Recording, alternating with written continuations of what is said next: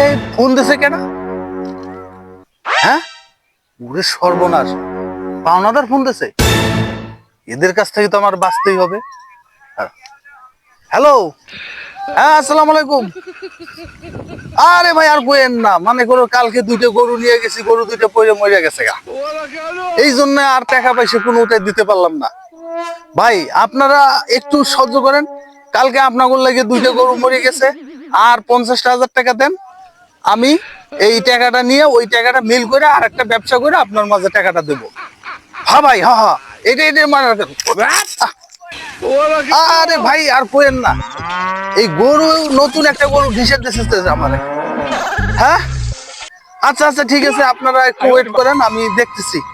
আপনার 50,000 টাকা আমার বিকাশে পাঠিয়ে দেন। হ্যাঁ, আমি এটা দিয়ে মিলাইয়া আপনাদের মাঝে আমি দিয়ে দেবো। হ্যাঁ হ্যাঁ বন্ধু, হ্যাঁ হর মিয়া, আমি কি কইছি আপনি বুঝেন না জিনিসটা।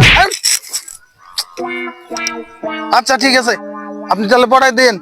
দুইটা গরু মারা গেছে আপনার লাগিয়া, আর 50,000 পড়াই দেন, এটা মিলাইয়া গরু কিনাইয়া আপনারা মিলাইয়া দিমুনি। আচ্ছা আচ্ছা ঠিক আছে, আসি, আসসালামু আলাইকুম।